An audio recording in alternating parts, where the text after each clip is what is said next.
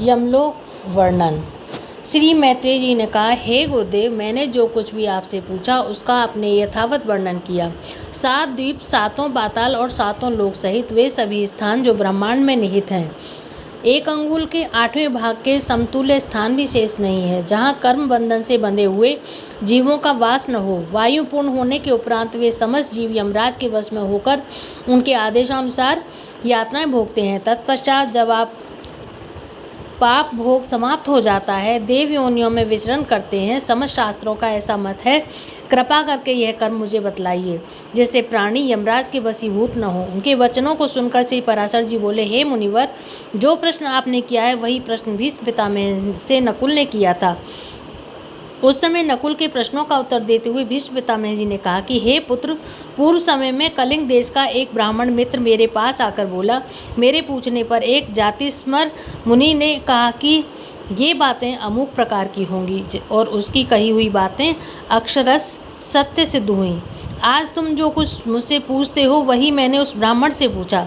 उस समय उसने मुनि के कथन को याद करके जातिस्मर ब्राह्मण ने यम और उनके दूतों के बीच हुए संवाद के अत्यंत गूढ़ रहस्य को बतलाया।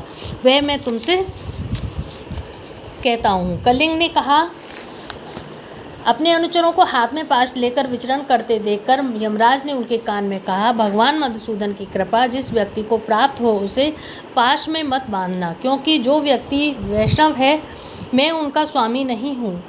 अन्य समस्त प्राणी मेरे अधीन हैं। देवताओं द्वारा पूज्य विधाता ने पाप पुण्य का विचार करने हेतु मुझे यम नाम देकर नियुक्त किया है। मैं भी स्वतंत्र नहीं हूँ। मेरे गुरु और स्वामी भगवान विष्णु हैं।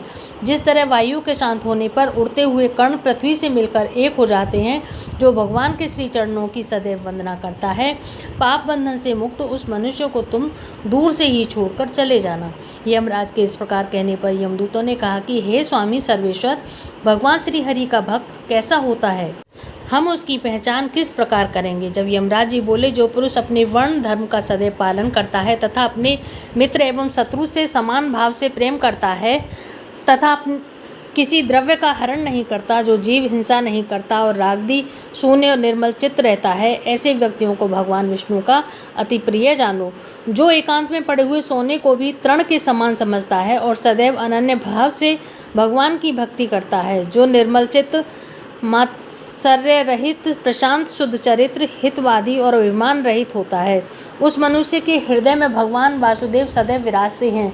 हे दूत, यम और नियम के द्वारा जो पाप मुक्त हो गया हो, जिसका हृदय सदैव अच्युतानंद में आसक्त रहता है, उसके हृदय में